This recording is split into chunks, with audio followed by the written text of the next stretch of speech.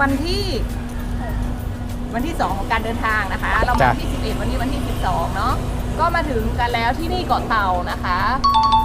เหงื่อแตก เหงื่อเต็มหัวเต็มหน้าเต็มตานะคะตอนนี้คือตอนนี้7 โมงแต่ว่าร้อนแล้วเนาะแสงแดดอันของเกาะนี่คือสุดๆนะคะก็รออันนี้มารับเนาะรอรถของที่พักนะคะคืนนี้เราพักทรายรีฮัทนะคะอยู่ตรงหาดทรายรีเป็นเหมือนจุดศูนย์กลางของเกาะเต่าเลยเนาะอยู่ตรงใช่ที่พักจะมีอะไรยังไงเดี๋ยวฝากไปติดตามชมตอนต่อไปนะคะเดี๋ยวเราพาไปตอนนี้เราอยู่ท่าเรือเนาะนี่ตรงนี้ท่าเรือลงท่าเรือมาก็อยากจะไปตามจุดชมวิวอะไรเขาหาได้อ๋อหนูเห็นอยู่ชื่อพี่กบใช่ไหมคะหนูเห็นอยู่ในกลุ่มอ่ะใช่ที่ว่าอะไรเที่ยวไปกับกบอะไรใช่ไหมอ๋อครับผมนี่เจอไกด์นำเที่ยวกบนะคะพี่กบเนาะพี่กบแต่เป็นลูกเต่า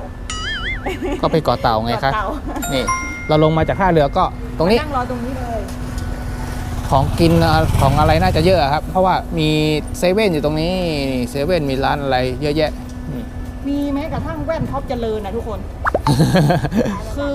สาขาแว่นท็อปเจริญมาอยู่บนเกาะเต่าไปตรงนี้ก็น่าจะไปหาดทรายรีแล้วมั้งโอเคแค่นี้ก่อนรอมารับเราไปหาอะไรกินก่อนไปจ้ะไปกันจ้ะโอเคเด็กหิวละ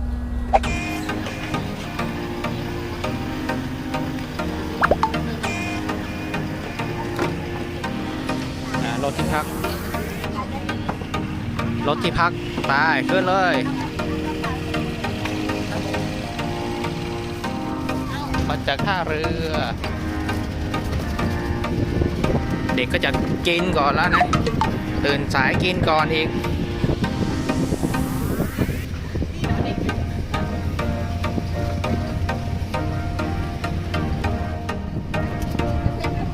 เอาชะโลกอันนี้ก็มีนะเซเว่นน่าจะเยอะ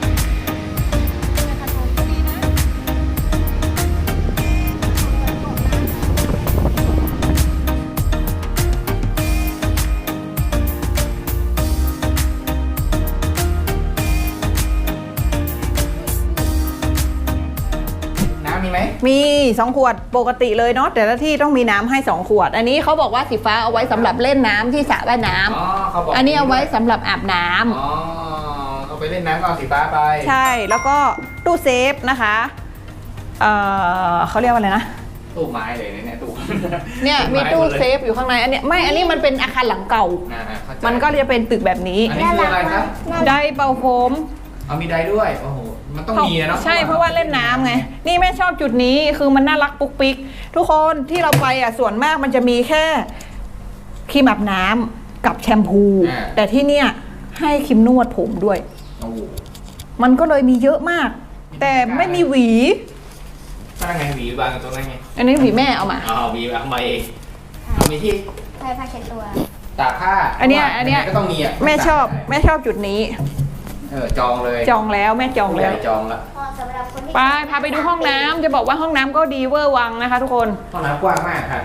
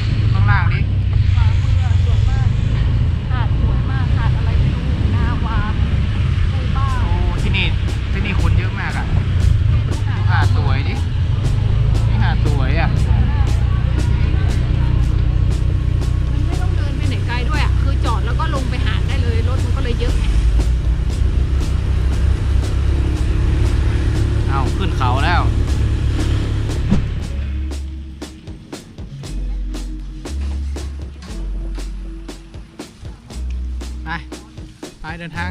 ไปออกเตรียมตัวเดินทางเลย ร้อนใช่ไหม จุดชำระเงิน ใช่ถ้าเข้าคนละ50 บาท ก็เข้ามาได้3จุด คือตาโต๊ะดีแล้วก็ ไปทางไหน วัน ไปทางไหนก่อน เดินไปก่อน แล้วก็อะไรนะ Freedom Beach ก็เตา Relax Freedom Beach รีสอร์ท นี่ทิศทางเขาบอกว่านี่จอห์นสุวรรณเนี่ยไปตรงนี้ Freedom ก็ไปทางนู้น พี่ต้องก็ไปทางนี้เหมือนกัน แล้วตาโต๊ะอ่ะอ๋อตาโต๊ะไปทางนี้ ไปเราไปจอห์นก่อนไปเตรียมลุย ฉันชื่ออะไร คุณเคยยืนเป็นนางแบบ ไปช่วยฉันถือสักอย่างเถอะพ่อเอานี่ไปได้ไหม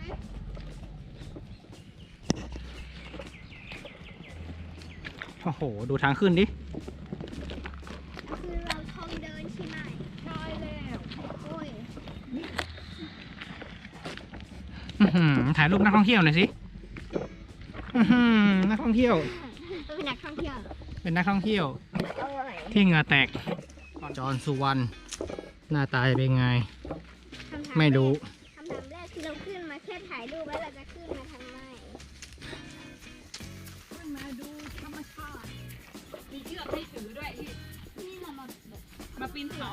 ใช่กับลูกเสือ เราได้ใช้วิชาลูกเสือได้แล้วค่ะโอ้เราเรียนลูกเสือมากี่ปีแล้ว เรามาซ้อมมันเข้าค่ายลูกเสือกัน เอ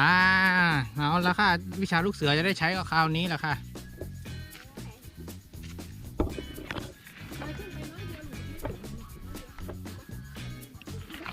ไป ขึ้นมา เด็ก ค่ะ ส่งเชือกมาค่ะ ไปเลย ไม่ให้ขึ้นค่ะเพราะเดี๋ยวฉันจะลงแล้วค่ะจะให้เธอขึ้น แล้วจะไปยังไง เอ้าเธอที่ชู้เธอเช็ดหน้า ฉันนั่งตรงนี้เป็น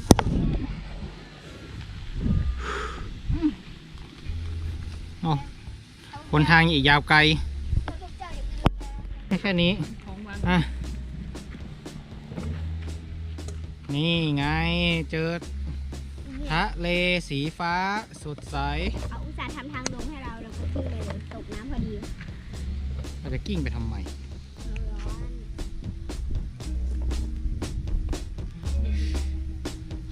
เย็นสบาย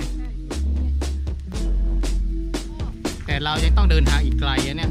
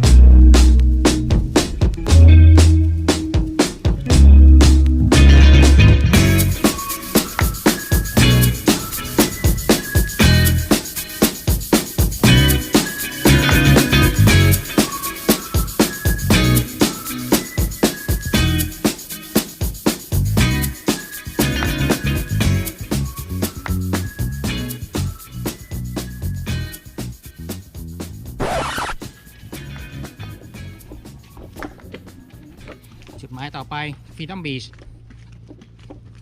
ใกล้ๆกับจอห์นสโนว์ จอห์นสุวรรณเดินมาใกล้นิดเดียวเอง3 แยกไปเป็นมานิดเดียวอันนี้จะเย็นละ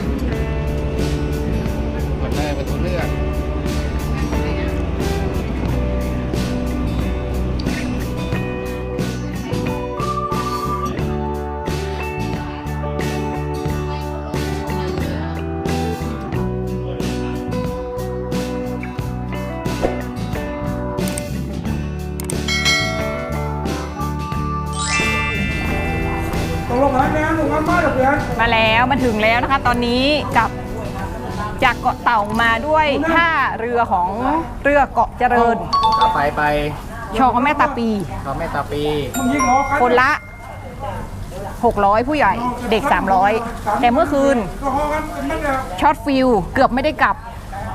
เพราะว่า เกิดเหตุการณ์ไม่ดี ไม่ได้ หลั จองไว้ แล้วก็สรุปว่าเรือเต็มที่นอนเกือบ100ที่นะคะ2ชั้นเต็มเมื่อคืนนะคะ เราเกือบจะตกเรือเกือบจะได้อยู่ที่เกาะเต่าอีกคืนนึงนะคะ ดีว่าพี่เขาหาให้เนาะพี่ท่าเรือเกาะเจริญหาที่ให้จนได้มากันนะคะ ก็มาถึงแล้วนะคะ ตอนนี้ เป็นเกาะเต่าเป็นยังไงบ้าง ของเกาะเจริญนี่เป็นคนละ